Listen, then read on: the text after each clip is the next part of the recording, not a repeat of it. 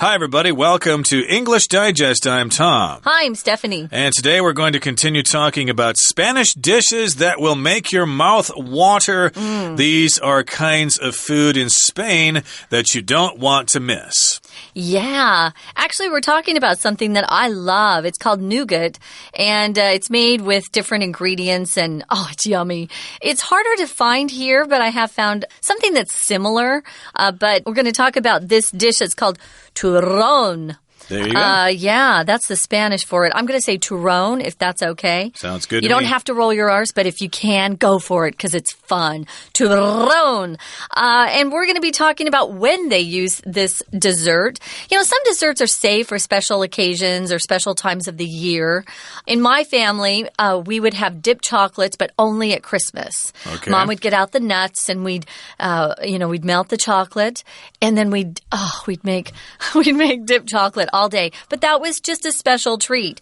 These guys use turrón at a special time too, but I bet they eat it all year round as well. They probably do, and it sounds fattening to me, yes. but, I don't think it's possible for people in Spain to be fatter than, say, Americans. No. So it's probably okay to chomp it down, and you won't really put on too much weight if you do so. So that's today's featured dish. Let's get to it, everybody. Let's talk about this dish by listening to the entire contents of our article read from top to bottom.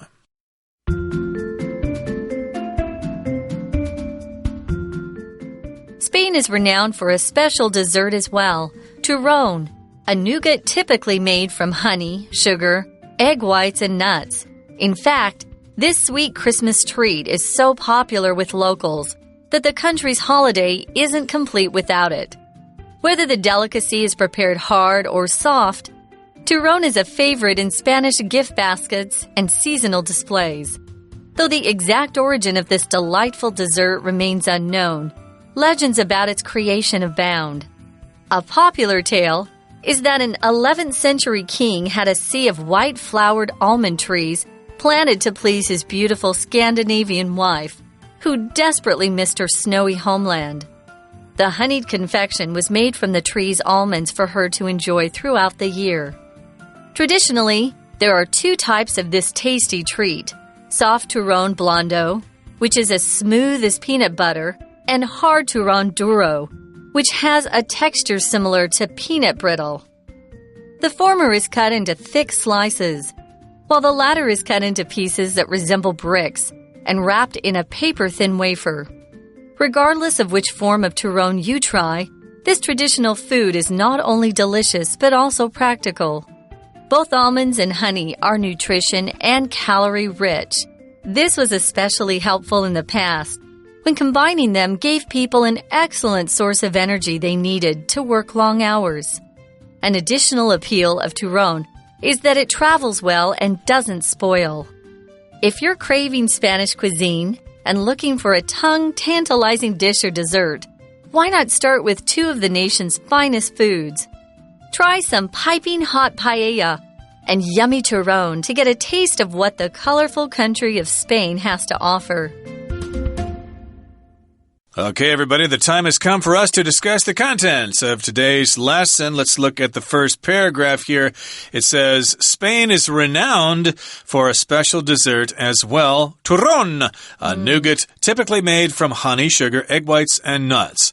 So, of course, Spain is renowned for this. It's famous because of this special dessert, and it's called turrón, or turrón if you want to roll your R's there.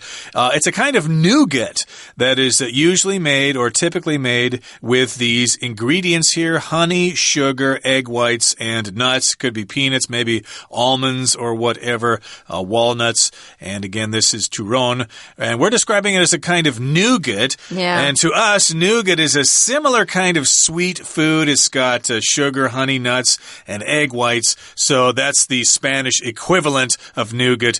There, I guess they say turrón. Although I wouldn't say that turrón and nougat are the same thing. They're similar, but I wouldn't say they're the same. Not exactly, yeah. There is a similar looking candy or dessert. I would say it's a candy that I see in Taiwan, especially around Chinese New Year, and it's white with the sliced nuts. All right, yeah. Yeah. And I thought that would be what I was looking for. It's not quite the taste of the one I have in Arizona or in America, but it's pretty tasty. Now, in fact, it says this sweet Christmas treat is really popular with locals. It's so popular with locals that the country's holiday isn't complete without it. I know we all have our traditions, at certain times of the year. And if you don't have something that you've been doing for years and years, it doesn't feel the same. I remember for Christmas Eve, we would always have, we call them mock enchiladas. And my mom had invented this dish. And the year that we changed it, it just felt weird. My brother got tired of it, so I had to change for him. But yeah, you have those dishes that you just connect or associate with your holidays. Well, this is a very big one that they eat at Christmas. So it just feels like Christmas when they have it. And when it's not there, something's missing.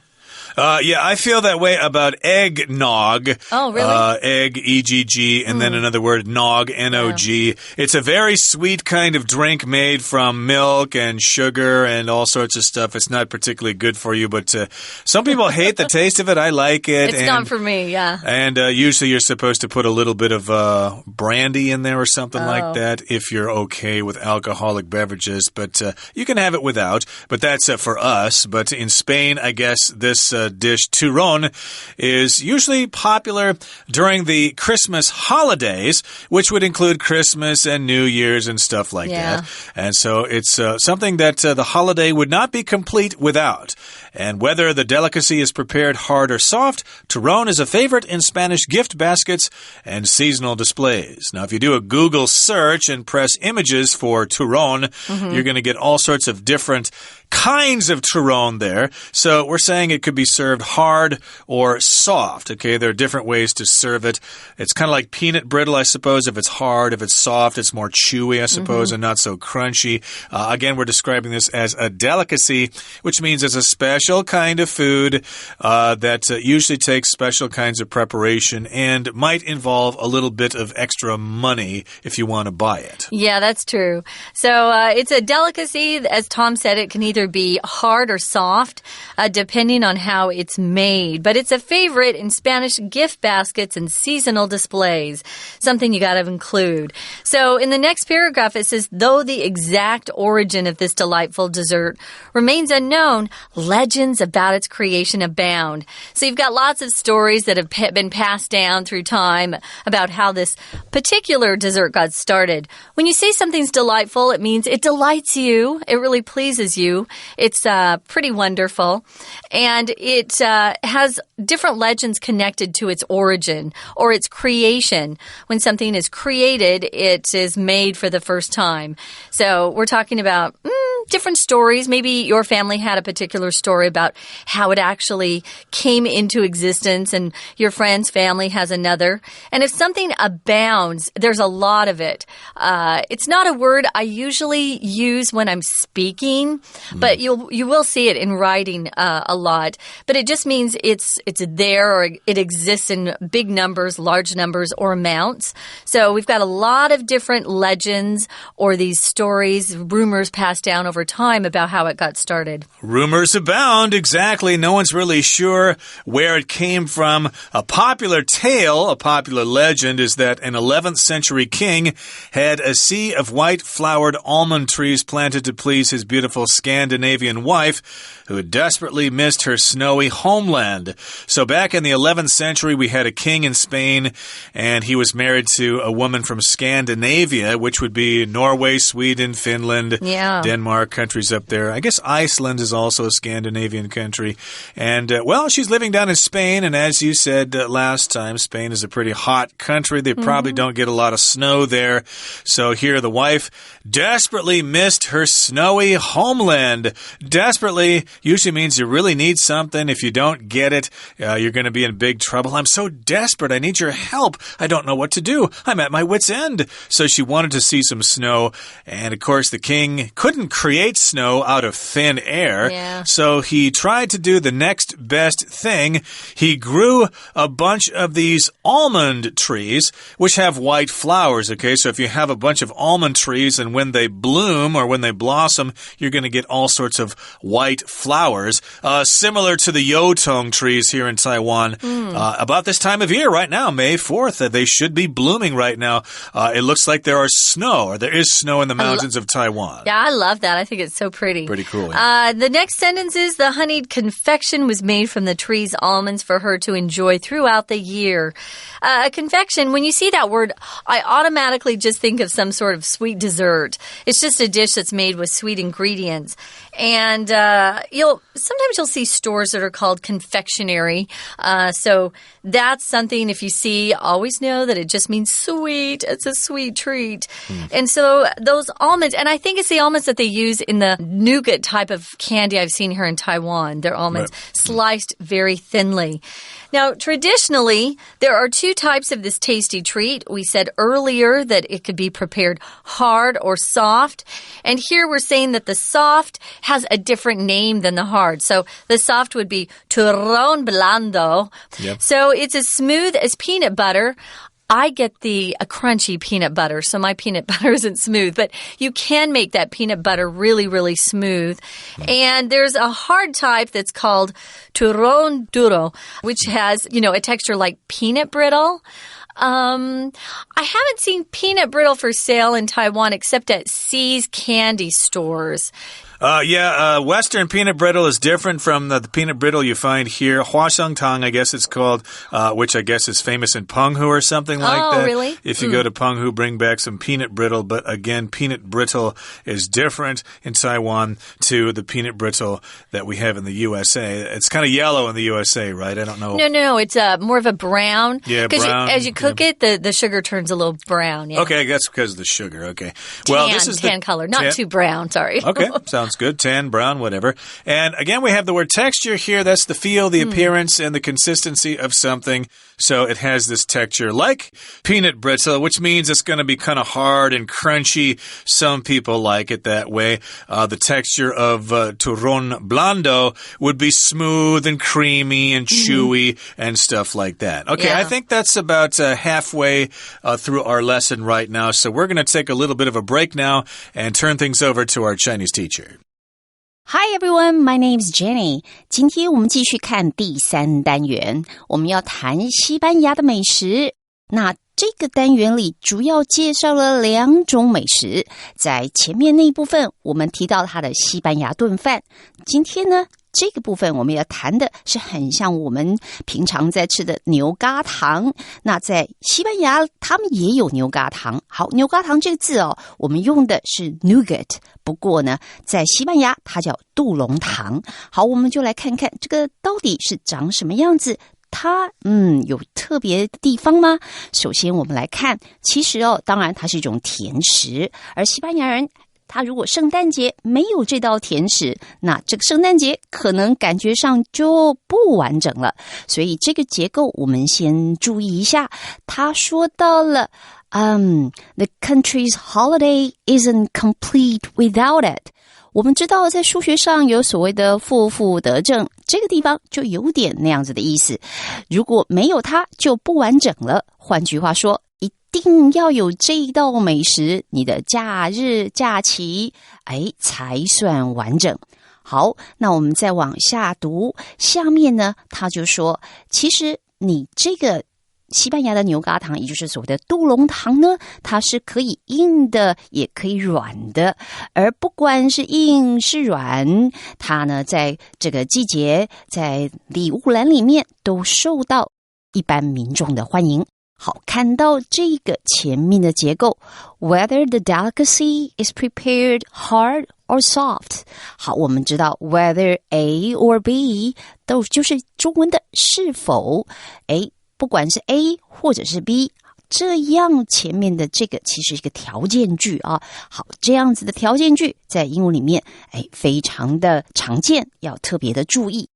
再来继续往下面这一段呢，他说到它的起源，其实我们并不太清楚，不过呢有一个传说倒是蛮有趣的。好，这个传说呢，他是说，在11世纪的时候，有一个国王，其实当时是为了要取悦他的妻子，也就是皇后，所以呢，他就要人去种了一大片的白花杏仁树。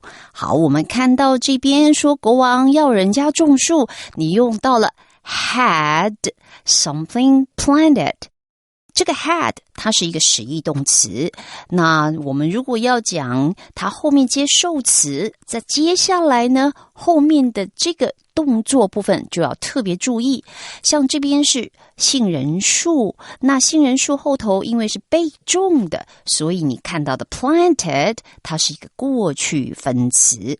好，当然你知道这个动词后面加受词，受词加过去分词，这样子的情形是因为实义动词受词跟后面的这个补充说明的动作是被动关系，如果是主动关系你就可以用原形动词了。好，那我们继续往下读。这个传说当然是为了要取悦他的妻子，好，可是呢，后来也就成了今天我们大家都很喜欢吃的甜点。好，甜点这种甜食类的甜点用的字，大家除了 dessert 还有没有一个字呢？就是这边的 confection。 好，我们再往下面就说到这种杜龙糖它其实有2种形式。我们前面才说过，你如果吃杜龙糖知道它有软的也有硬的，那所以呢这边就要说到这个软的是怎么样，而硬的是怎么样。好，那我们看到后面谈到硬的这样子的杜龙糖，好，后面逗点然后接一个 which has a texture similar to peanut brittle。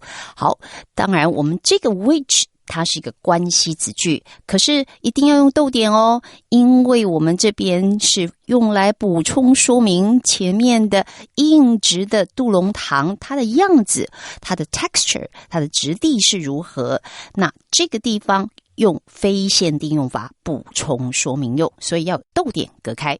We're going to take a quick break. Stay tuned. We'll be right back.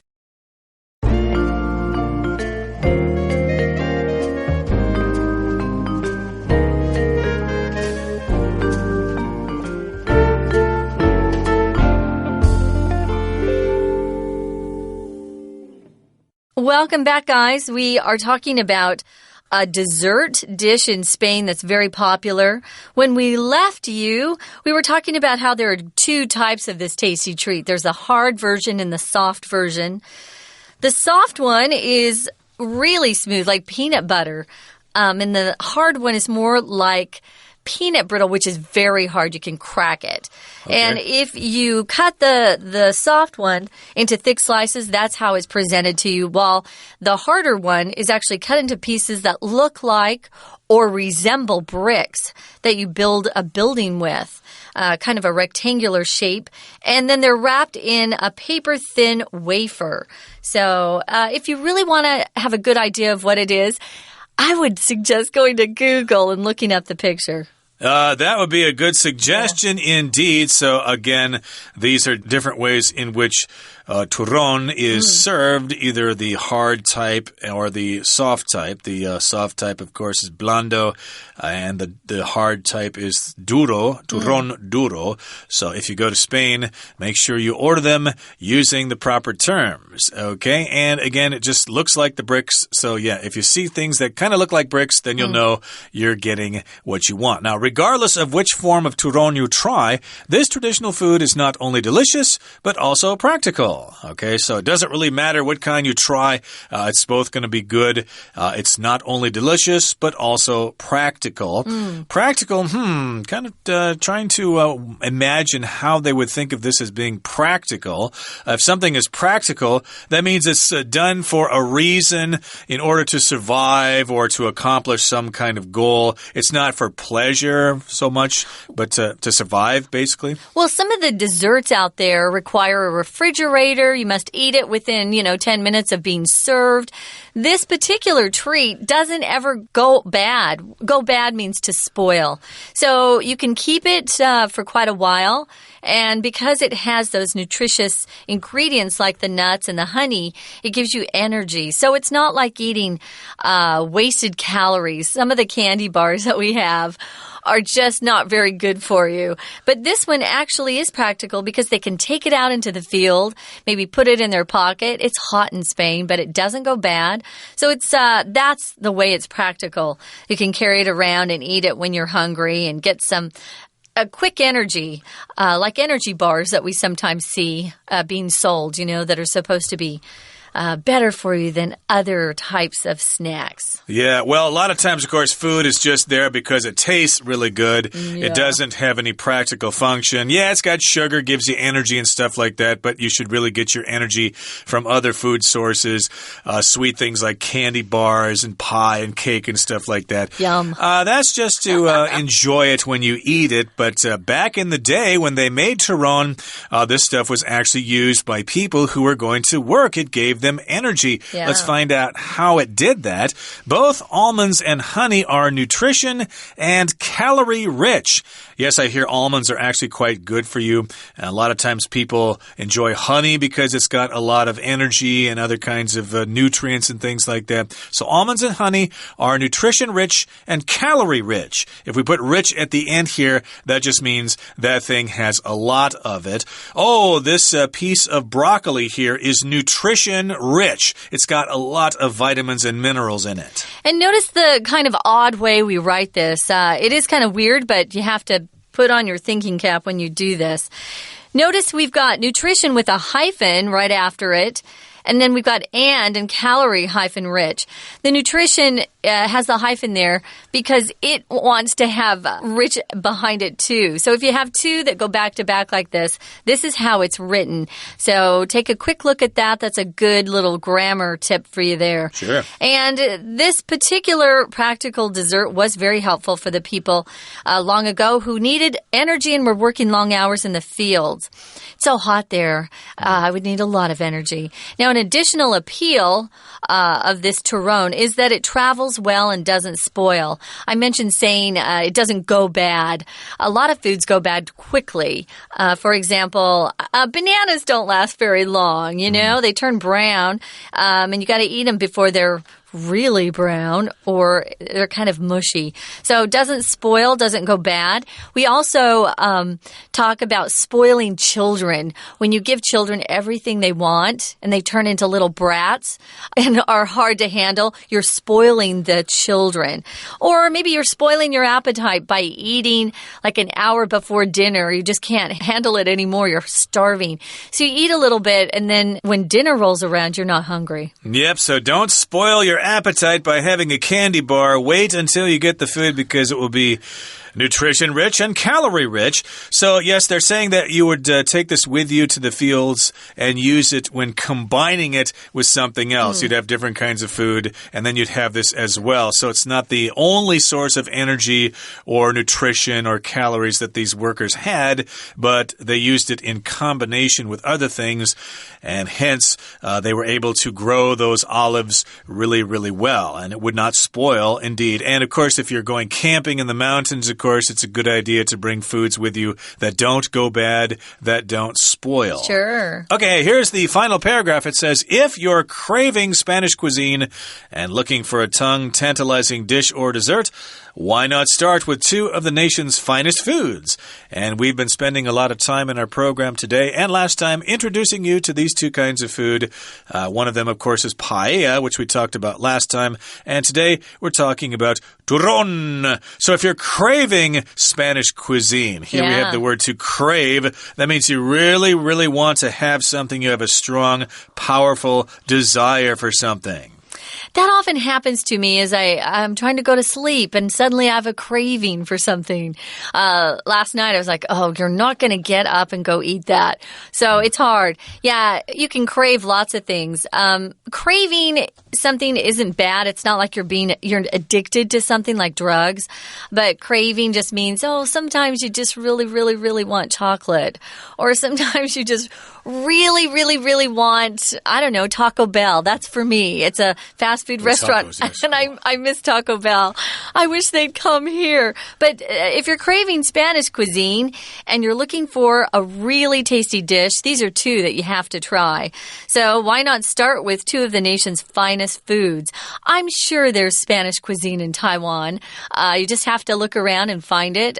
If I happen to bump into some paella, I'll tell everybody. Well, I used to know of a Spanish restaurant down in Kaohsiung. Oh, really? I actually was there and actually had pleasure speaking to the owner in Espanol, although my Espanol is still pretty rusty. But in any case, yes, there are probably Spanish restaurants in some little nooks and crannies of Taiwan. You just got to look them up. But again, you might be craving these tongue-tantalizing dishes or this dessert here. Why not start with these two dishes that we've introduced to you today and last time? Again, paella and turrón. And try some piping hot paella and yummy turrón to get a taste of what the colorful country of Spain has to offer. So I guess paella is served hot. Remember, it's cooked on that flat pan. The batalla. The shallow pan. Yeah. And it's piping hot, so it must be served really, really hot. That's what piping hot means.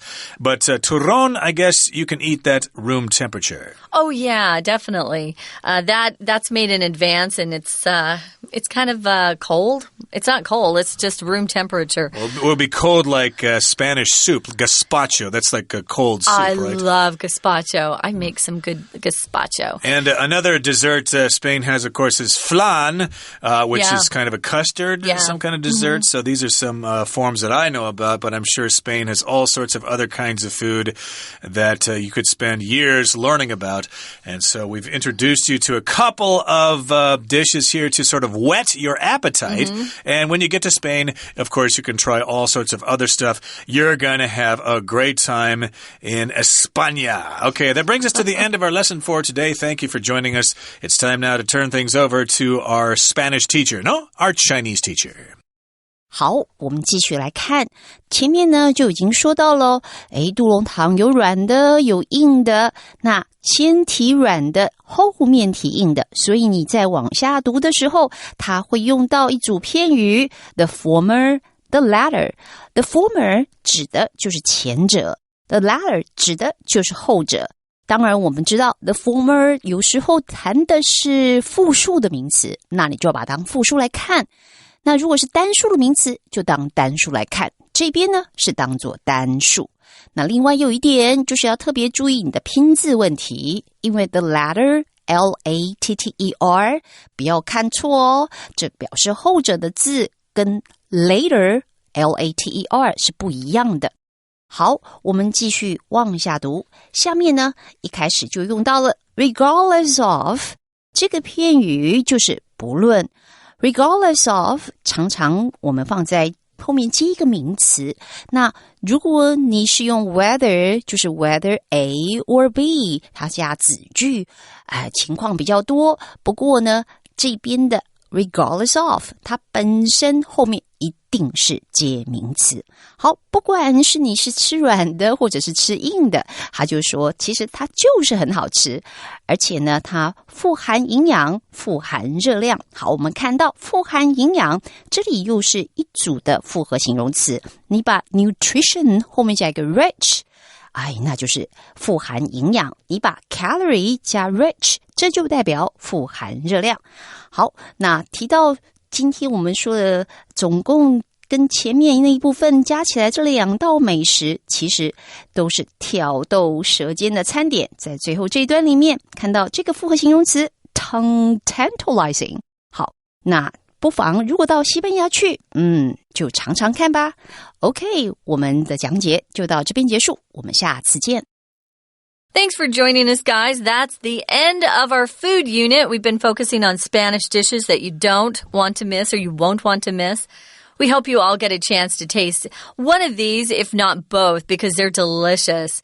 For English Digest, I'm Stephanie. And I'm Tom. Goodbye. See ya.